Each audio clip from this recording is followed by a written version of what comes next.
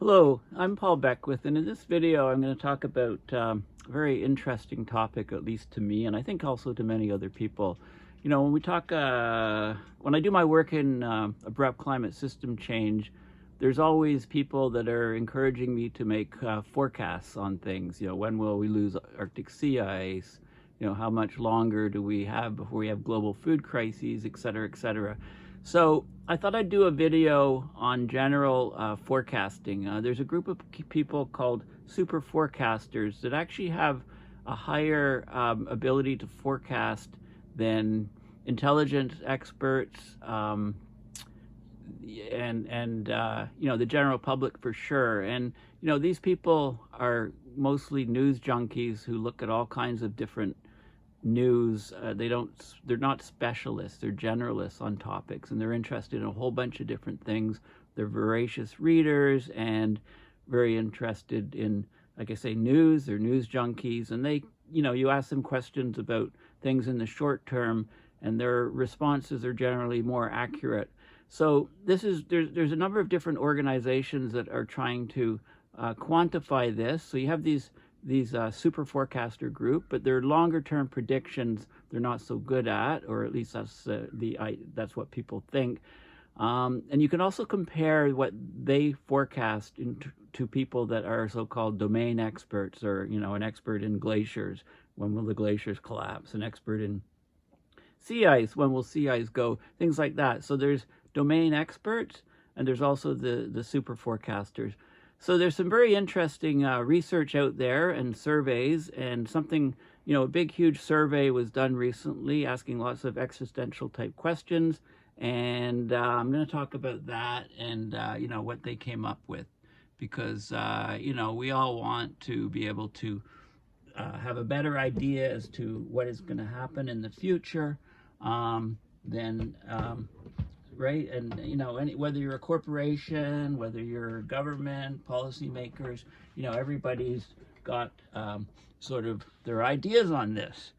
Okay, so to start off, I just, you know, what I did is I just go to Google Images and I'm looking at prediction quotes. So what have people said? Well, never make predictions, especially about the future. The best way to predict the future is to create it. It's tough to make predictions about the future, it's tough to make predictions, especially about the future. Yogi Berra. This is one that people often talk about, this quote. The most reliable way to predict the future is to create it. Prediction is difficult, particularly when it involves the future. Okay, so there's loads and loads of quotes. Global warming is happening. Is it a prediction? It's happening. This is a James Hansen. I think one of my either next video or the one after will be on James Hansen's most recent paper, which came out about 5 or 6 days ago. Here's Niels Bohr. Prediction is very difficult, especially about the future. You know, and I have to talk about Heisenberg uncertainty principle. You know, you measure one thing and you can't know anything about another thing. You know, is it even possible to predict, you know, what's going to happen in the future? I mean, we can look at trend lines and just say, you know, often predictions are like just an extrapolation of a trend line. But as we know in climate change, you know, we have very highly nonlinear systems. And there's tipping points, and those throw most predictions out of the window. An experiment disproving a prediction is a discovery. Prediction may be wrong, but experience is always right, and so on. So have a look at some of these yourself. So just do some Google searches on quotes on predictions. It's actually quite fascinating. Okay, so there's a group called the Forecasting Research Institute, FRI. And this group tries to advance the science of forecasting for the public good. Okay, so what do? They develop forecasting methods to improve decision making on high stakes issues. First generation forecasting research spearheaded by FRI chief scientist Philip Tetlock and co-authors. Okay, he wrote a book called Superforecasters along with Dan Gardner as a co-author. So the first thing was to establish a rigorous standard on prediction accuracy. And then channel this approach into real-world relevance, working with policymakers and nonprofit organizations to design practical forecasting tools and then test them in large experiments. So their research focuses on producing high-quality forecasting questions about complex long-run topics, novel methods for resolving unresolvable questions, testing the robustness of forecasting techniques across different domains and contexts, and using forecasting tools to help organizations make better decisions, right? So this is, I'm going to talk about their paper, the report, Existential Risk Persuasion Tournament. Okay, that's one of the most recent things that they've done. I'm going to talk about the results and what they've come up with. Before I do that, there's another group here called Good Judgment.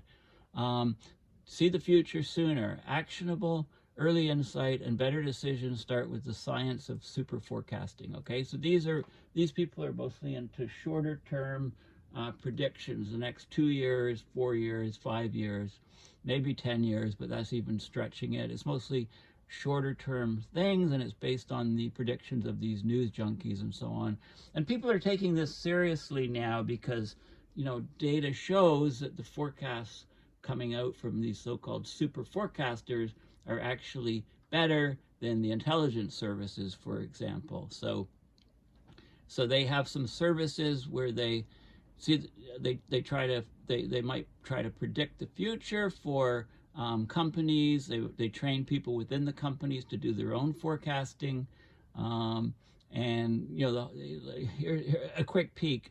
I'm not impressed with this one. How many deaths attributed to H5N1 avian influenza will the WHO report between 7th of February 2023 and 31st of December 2024? Okay, short-term time frame, and I don't know if this is just a weird example, but I mean, the flu kills a lot of people, so, you know, it kills far more than 100 or even 1,000. So I don't know, you know, this question I don't really understand. You know, who are the super forecasters? Okay, so Good Judgment's global network of super forecasters. It has its roots in research funded by the U.S. intelligence community. The Good Judgment Project, it's led by Philip Tetlock and Barbara Mellers at the University of Pennsylvania. Now, there's a book written by Tetlock and Dan Gardner, who's from Ottawa, a journalist. And then he's written a couple of books on super forecasting with Tetlock and others. So this is a book, and basically, the Good Judgment Project, it emerged as the undisputed victor of a geopolitical forecasting competition. So reports that super forecasters, these so-called people that are super forecasters, were 30% more accurate than intelligence analysts with access to classified information. And this result rocked the conventional wisdom. Okay, you know, we would have thought that intelligence analysts with classified information would be more accurate, but no, it turns out that people who are news junkies and so-called super forecasters, a group of people, they're 30% more accurate. That's a statistically significant finding. You know, why are they so accurate and so on? And so this is a company that offers forecasting services. Okay, so let's go to the report now. The tournament, the Forecasting Existential Risks, Evidence from a Long-Run Forecasting Tournament. So let's look at this, this paper.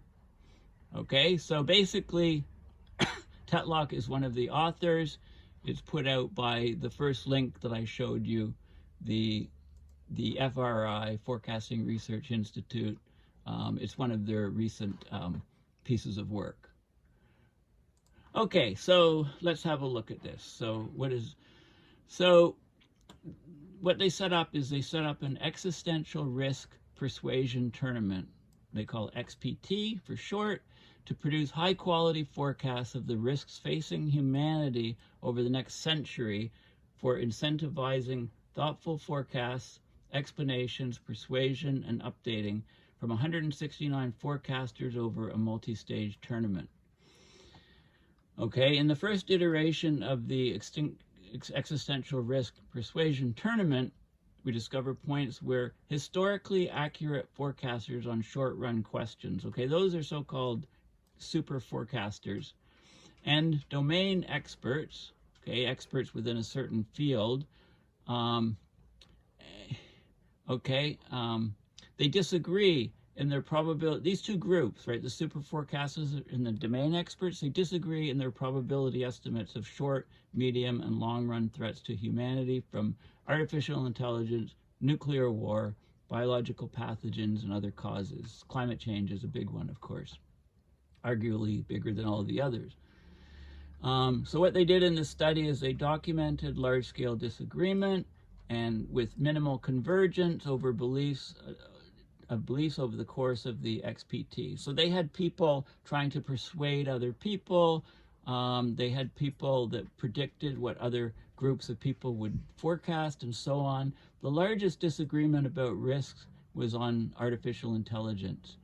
The most pressing practical question for future work is, why were super forecasters so unmoved by experts' much higher estimates of AI extinction risk? So the people working in AI predicted the extinction risk from AI being much higher than the super forecasters, and the experts, the AI experts, were unmoved by the super forecasters saying, no, things are much lower risk. The most puzzling scientific question is, why did rational forecasters, incentivized by the XPT to persuade each other? So they were given money if they could persuade others of their views, and it just didn't happen, right? People were very stubborn, and their views were not persuaded in the tournament by other people. They stuck to their guns, basically.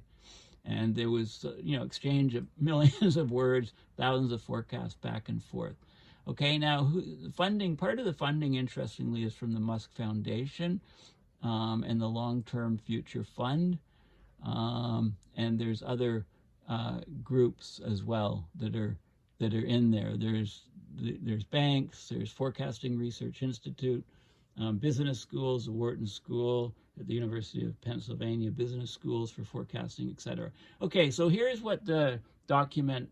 Obviously, I'm not going to go over the whole thing. It's 755 pages, but I'll go over some of it. So the table of contents. So key takeaways, background and motivation, how the forecasting tournament works and the results. And then there's individual risk areas. So there's one, nuclear weapons, artificial intelligence, climate change. So we'll definitely look at that one, page 58, biorisks and biohazards. And then there's some next steps and so on. So let's have a look. So what are the gravest risks facing humanity over the next century and beyond? Think of that question before you stop the video, and think of that question, and then, restart it. Okay, this question's received considerable attention in recent years. Experts are warning about dangers across a range of sources, from pandemics to nuclear war to artificial intelligence. Climate change is a huge one that should be listed directly in this section. Some have argued more broadly that the coming century may be uniquely risky, with a higher chance of human extinction than at any point in human history. So how do we evaluate these risks? Right? Pundits and researchers have incentives to make bold claims that attract audiences and funding, and to keep their predictions vague enough so that they can never be proven wrong, right? But if they have very, very vague predictions, they can say, oh, see, I was right, and so on. On the other hand, people without expertise often make bold predictive claims with incorrect or missing data about key mechanisms underlying complex topics. So how do you separate the wheat from the chaff? We believe forecasting research can reduce these perverse incentives by rewarding accurate predictions on short-run indicators that illuminate longer-term risks. Historically accurate forecasters, so-called super forecasters, have a proven track record at forecasting resolvable questions over short time horizons, but may have less expertise forecasting in technical domains, and they don't have a track record in forecasting questions over long time horizons, right? And obviously predictions over long time horizons are much difficult to deal with because we have to wait a long time to see if they're right or not. So what this tournament did is it brought researchers and super forecasters together to forecast on short-run predictors and long-run measures of risk. They incentivized all groups to clarify their positions, complement each other's skills, and highlight the cruxes of important disagreements. So they had these domain experts, they had super forecasters working individually on all these questions, but also then getting a team of super forecasters and a team of domain experts, and then getting a team which is a mix of both types, and doing all the iterations and permutations to try to get better forecasts is the goal. So the Existential Risk Persuasion Tournament, it ran from June through October 2022. There were 80 specialists on long-run existential risk to humanity. So basically subject experts, domain experts. There were 89 seasoned forecasters with a track record of predictive accuracy on shorter run questions. So these are the super forecasters, 89 super forecasters, 80 domain experts. Okay, these are two groups with distinctive claims to knowledge about humanity's future. The two groups work together to predict the likelihood of global risks like nuclear weapon use, pandemics, AI, climate change. Okay, so the XPT, it's the first long-range forecasting tournament of its kind. It adds value to similar research by linking long-term forecasts to short-term forecasts that can be assessed for accuracy. It offered bonus payments for persuasive rationales and accurate intersubjective forecasts. So people were actually asked to predict the views of the other participants, which threw a nice spin on it. And they're testing it, these sort of things as early indicators of the reliability of long-range forecasts, because you don't know if they're reliable or not until you have to wait a long time. So are there early indicators of their reliability? Okay, so there were forecasts of catastrophic and extinction risk. Okay, so catastrophic risks. A catastrophic event is one that causes the death of at least 10% of humans alive at the beginning of a 5-year period. An extinction event is a reduction of the global population to less than 5,000. Okay? The median expert here refers to the median of all expert forecasts on the given question.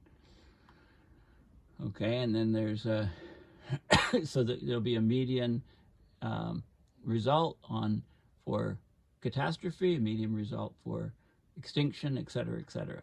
Okay, so what are some of the key takeaways from all of these people?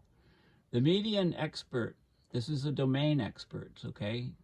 They predicted a 20% chance of catastrophe and a 6% chance of human extinction by 2100. Now, the extinction is less than 5,000 people.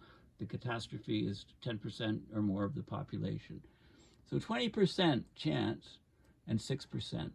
Super forecasters, okay, they saw the chance of both catastrophe and extinction as considerably lower than did experts.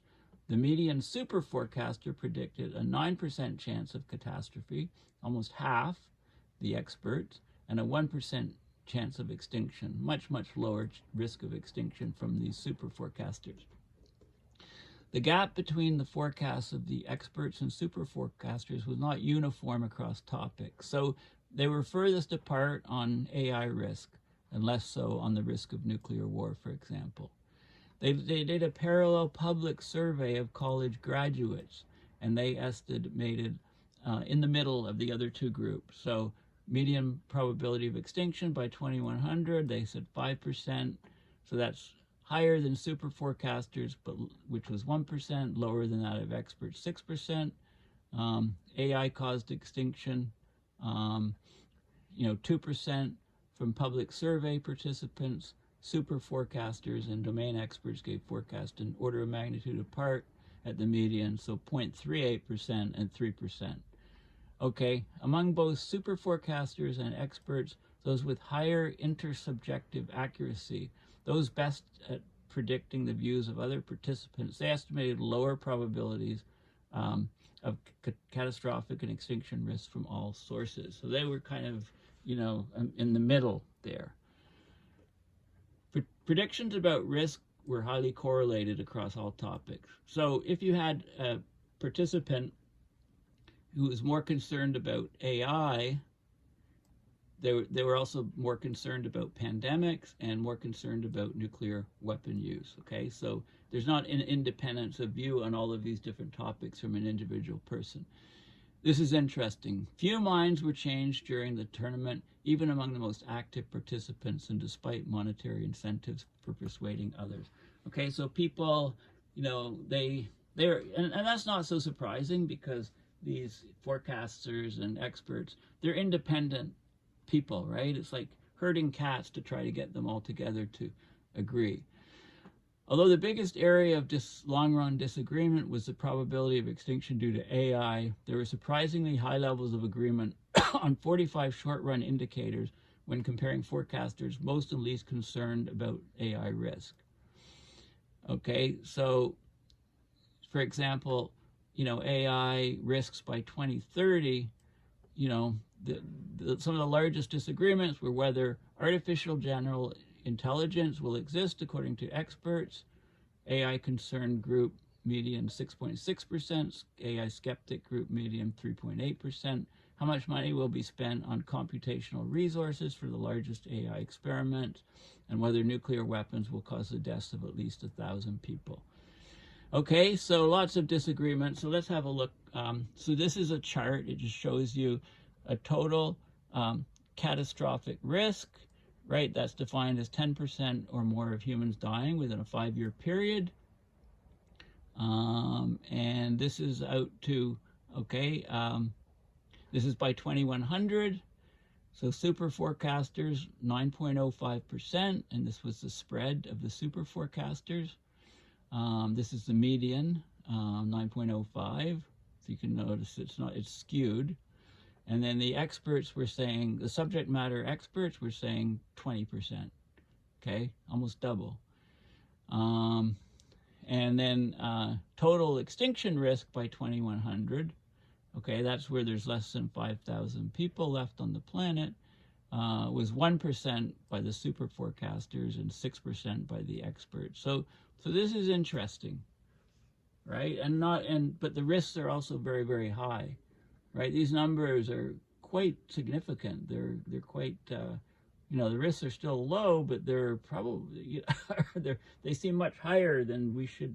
You know, we've got to work to reduce to make the planet a bit more stable. I mean, does not bode for a happy future.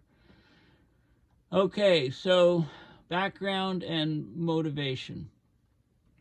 Warnings about humanity's future make for good headlines, and plenty of them have attracted media attention in recent years. So here's a few claims that you might have heard of in the media recently. The Bulletin of Atomic Scientists, they claim the world is closer to nuclear catastrophe than at any time in its history.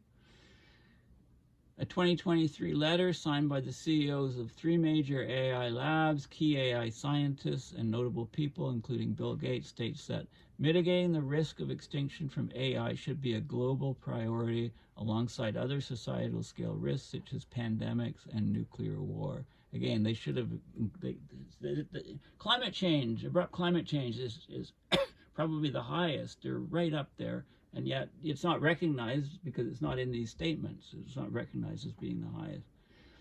Political scientist Graham Allison claims that the U.S. risks falling into a Thucydides trap, in which its rivalry with China leads to conflict and catastrophe. Journalist David Wallace Wells, I've talked about this claim, that without aggressive action by policymakers, climate change could render the planet uninhabitable. Former CIA Director Michael Morrell argues that governments underinvest in addressing certain existential risks, saying that a key existential threat to America is a naturally occurring or man-made biological agent that kills 60 to 70% of the population. He then says we don't spend enough time on that, on trying to mitigate that risk. Okay, so these claims cover diverse topics, come from diverse sources, but they all have 2 things in common: the extreme gravity of the threats they allege and their power to attract media attention and prompt public debate. Okay, It's hard enough to evaluate claims by pundits or experts under normal conditions. They often avoid making falsifiable predictions and are later able to rationalize why they were prescient no matter what happens, right? So predictions that are, they're not really, you can't falsify them. Like, they're too general. More charitably, it's difficult for anyone, including pundits and experts, to make crisp predictions in conversations and public remarks. Arguments about existential risk face an additional hurdle. They often lack historical comparison classes. Okay, so what do we do about it? How do we get more accuracy? So forecasting research is important, and that's what this paper is all about, and that's what these groups are about. So over the past 20 years, research on forecasting has demonstrated the feasibility of tracking predictive accuracy in real-world debates. So they started off with large-scale forecasting tournaments. They asked experts and amateurs alike to make probabilistic forecasts on short-run geopolitical and economic questions. They looked at the reasoning styles, the number of individuals, and there was a group of people that stood out, the Superforecasters. They outperformed the experts, and they outperformed the intelligence community that had access to classified information by about 30%. Okay, so there was a tournament called the Good Judgment Project, and now, you know, because of the surprise that the Superforecasters were so much better than even the intelligence community with classified information, that made people sit up and pay attention, and think tanks were set up, and profits and non-profit companies were set up to try to look at this, to see what's going on. So in contrast to these short-term forecasts, claims about existential risk, like the belief that nuclear war or AI could lead to catastrophic outcomes, they aren't as easily evaluated. Forecasts are typically scored based on what actually happens, but scoring long-run claims would take decades or even centuries. And for existential risks, the results could arrive too late to do any good. So, yeah, the world's going to end because of X. And, okay, well, nobody's around, so I guess the forecast was right. Can't be confirmed, right? Doesn't do any good. Okay, so there's a new approach, and that's the approach that was taken, a new approach for forecasting extinction risks. And that's what this report, the XPT tournament, is all about. It's centered on the risks to humanity over the next century. So they got 89 super forecasters, and they got 80 subject experts on, you know, on all these topics: nuclear war, climate change, AI, biological risk, and existential risk more broadly. And they asked these people to all make forecasts on a whole bunch of questions. The shortest run questions are about the end of 2024, so we'll know the outcomes soon. Other questions were pertaining to 2030, 2050, 2100. Some it might take centuries to resolve, such as by what year will humans go extinct was one of the questions.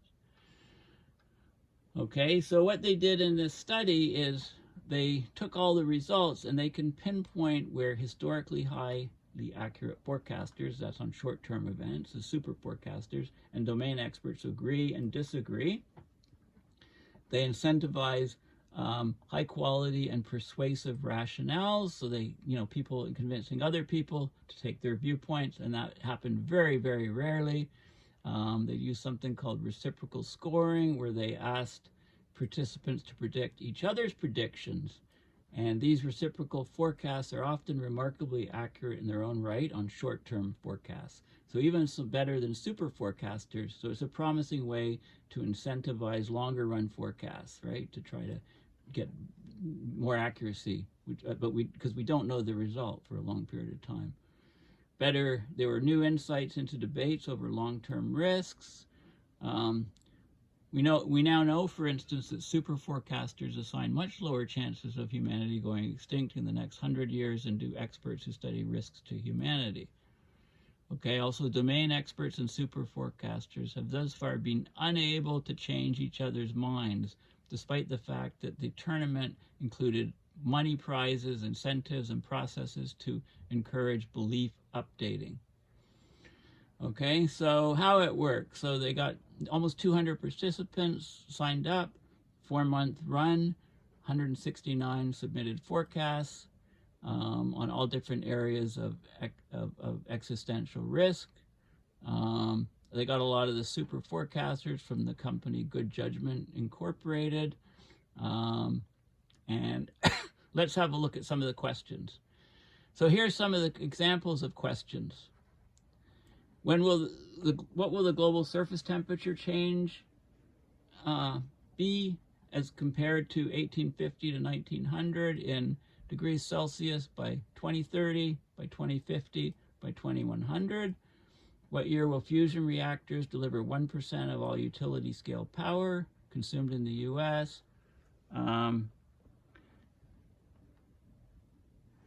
How much will be spent on computational resources in the largest AI experiment by certain years? What's the probability that AI will cause the death of more than 10% of humans alive at the beginning of the period by 2030, 2050, 2100? Same thing for human extinction by these dates, and so on. Okay, so lots of different questions. And they also wanted to uncover the reasoning behind predictions, because if they got the reasoning behind predictions from one person, they could maybe use that to sway the predictions of other people. But as I've already said, that didn't really work too well. People, dug in their heels.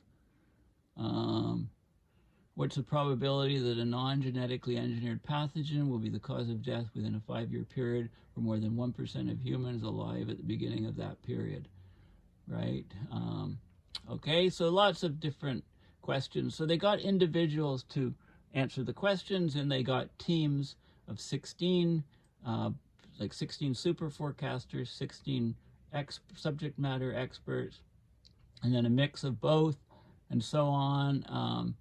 Forecasters used usernames. They could choose to be anonymous or not. Most of them chose their real name, but some didn't. Okay, and then so they blended them. They tried all different stuff. So, and then they wanted to and then they compared. So let's have a look at some of the results here. Super forecasters estimated a 1% chance of human extinction by 2100. Experts, a 6% chance. So those numbers are still fairly high. So here we go. This is the forecast of AI catastrophe. This is by 2100. These are all by 2100. Super forecasters, domain experts, non-domain experts, general extinction, existential risk experts, and the public. Okay, so you got all these different groups of people, and you got the numbers. So the numbers, the highest was 12% here by domain experts by 2100. And this is a catastrophe. Right, this is where 10% of the population is killed within a 5-year period from the start date. Engineered pathogen, natural pathogen, nuclear catastrophe, non-anthropogenic catastrophe,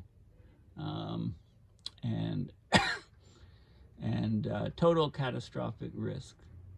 Okay, so here's the total risk, which I've already mentioned these numbers here.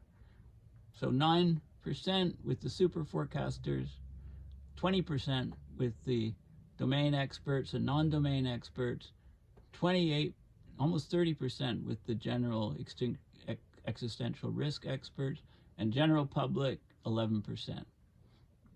Just slightly higher than the super forecasters. Okay, that was catastrophes, and then extinctions, which are much more severe and only leave 5,000 people on the planet.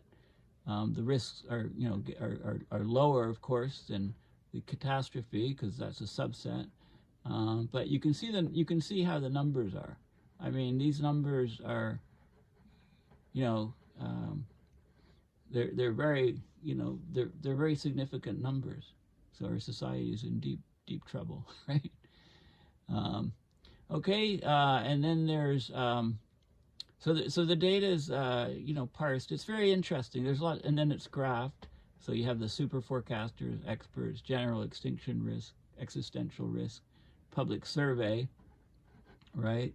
And you can see where the medians are, and you can see the convergence amongst the different people. There's a lot of spread, right?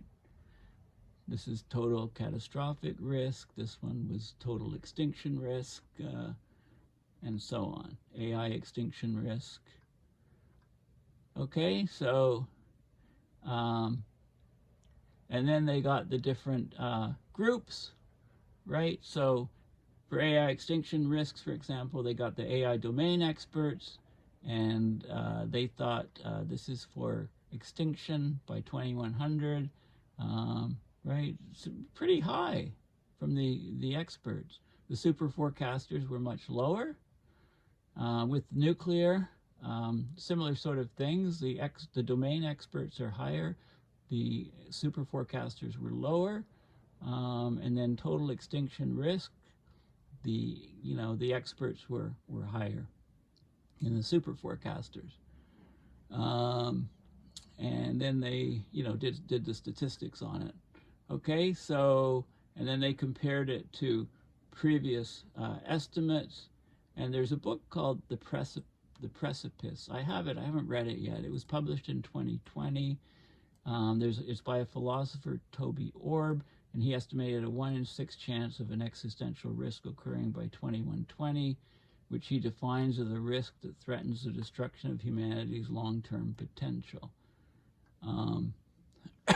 His work may be the best known, but it's not the only attempt to quantify existential risk to humanity.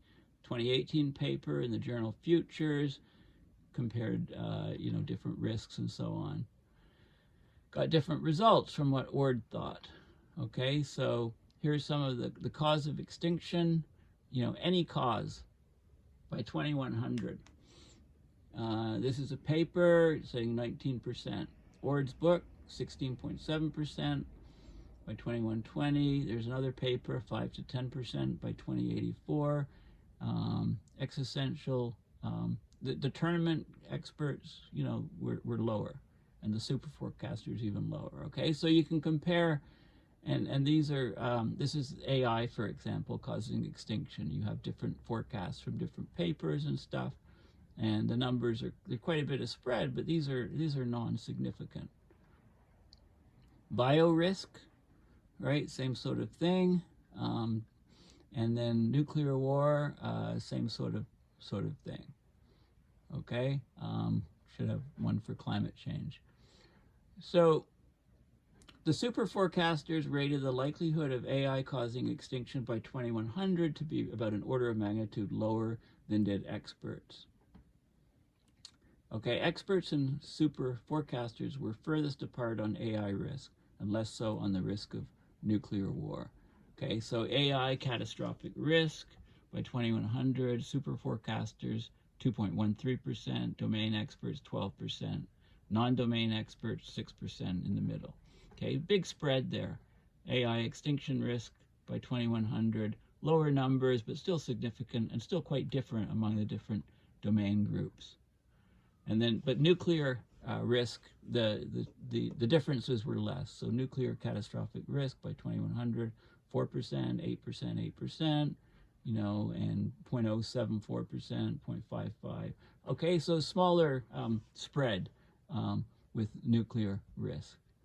And there were other questions that were asked, like if you could allocate an additional $10,000 to X risk avoidance, why would you divide the money among the following topics? And if you could allocate the time of 100 new researchers, assuming they're generalists who could be effective in a wide range of fields, how would you divide them among the following topics, and so on?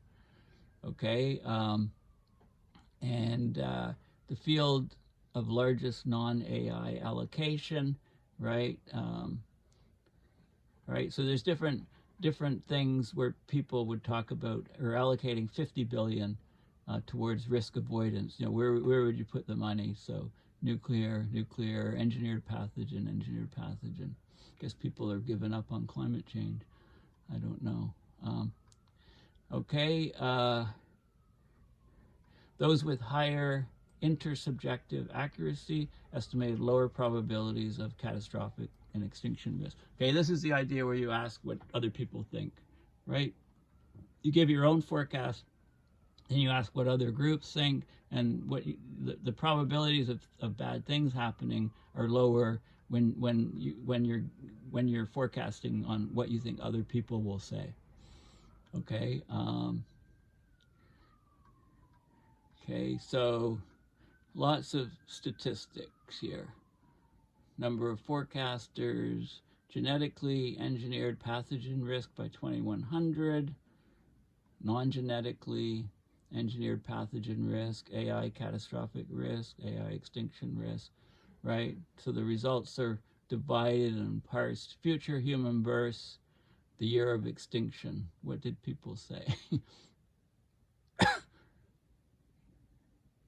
Year of extinction. What are these numbers? Like median forecasts. I'm not sure what these numbers are. But anyway, you know, and if you thought things were bad in one area, you tended to think things were bad in other areas too. So I'm just skipping through here. I want to go down to some of the specifics on climate change, actually. Okay, so anyway, it's an extremely interesting report, and I'm on page 45, and I'm gonna keep this video. You know, I'm not gonna go on forever on this video.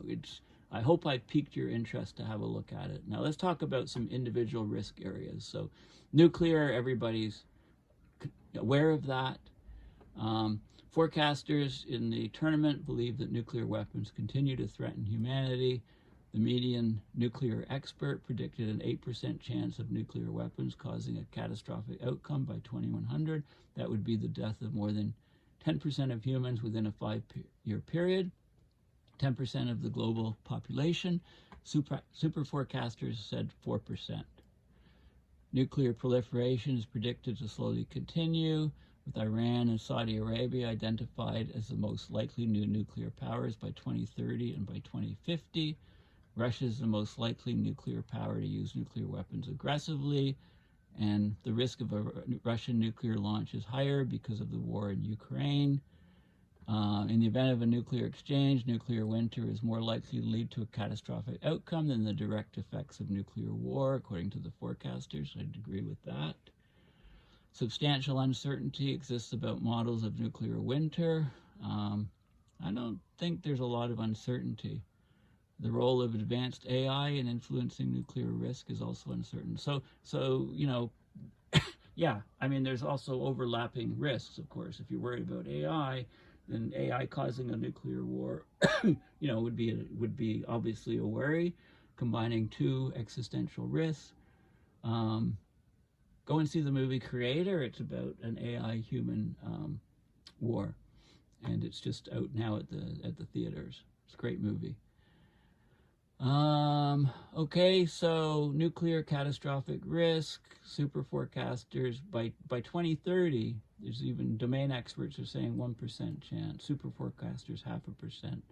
By 2050, that jumps quite a bit in both groups, and by 2100, it jumps even more. It almost goes up as a progression here. Nuclear extinction risk, you know, is much lower, but it's still non-zero. Okay, so key nuclear risk takeaways. Forecasters identified Iran as the most likely entrant to the nuclear club. Forecasters expected that Saudi Arabia would pursue nuclear weapons if Iran acquires them. Okay, the number of nuclear powers, the number of nuclear weapons in military inventories. Okay, super forecasters predicted the number of nuclear weapons in military inventories would increase, while nuclear experts predicted this number would decrease. So by 2040, super forecasters predicted a median of 13,500 nuclear warheads compared to the early 2022 baseline of 12,705 warheads. I think we peaked at about 30,000, I believe, in the 80s. Nuclear experts' median prediction was a decrease to 11,990 warheads, and they're different yields, right? So you can have fewer with more bang, basically. Forecasters described complete disarmament by any current nuclear power as very unlikely. Arguments for an increasing number of nuclear weapons included the value of nuclear weapons as deterrents, the possibility that Chinese aggression or the decline of American security guarantees might incentivize more countries to pursue nuclear weapons. Arguments for a decreasing number included the possibility that North Korea could cease to exist, that deterrence could be achieved with other weapons, and so on. And who's most likely to use them, right? So there's lots of stuff in there, lots of predictions. Terrorists or other non-state actors are seen as unlikely to successfully acquire and use nuclear weapons because of their lack of technical capability, the difficulty of acquiring the technology, existence of easier tools to spread terror.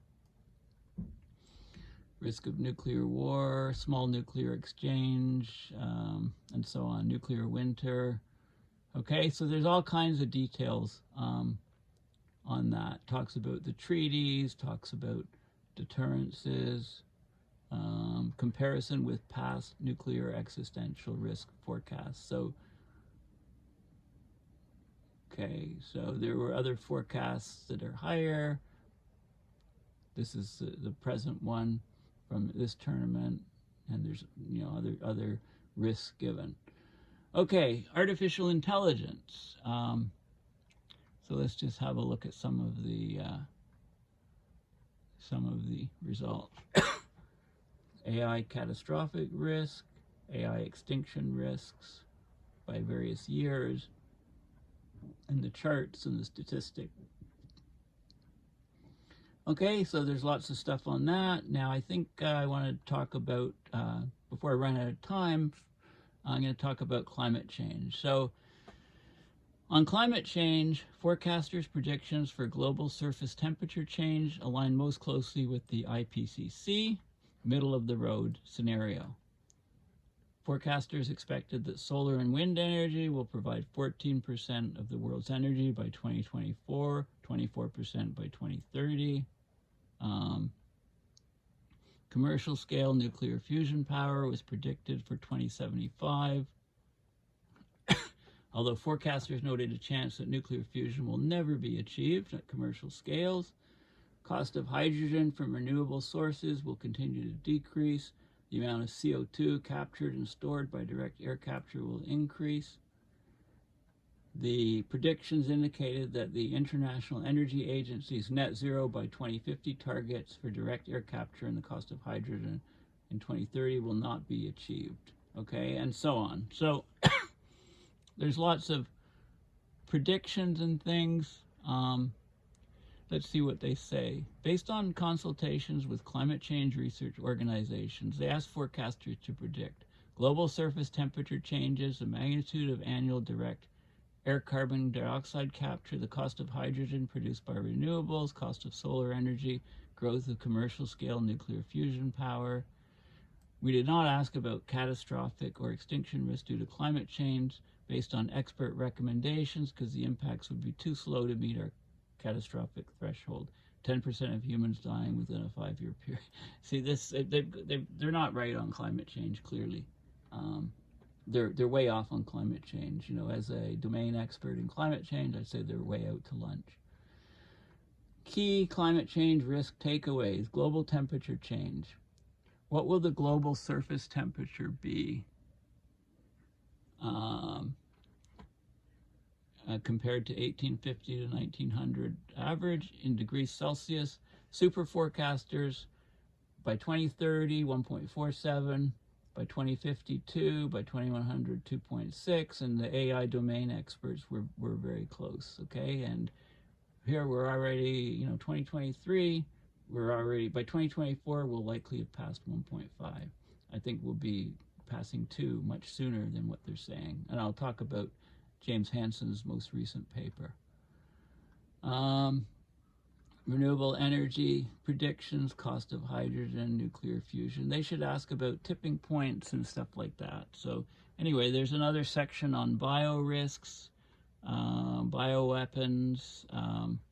What else do they have here? Key takeaways, pandemics, biowarfare, right? There's a lot of stuff in here.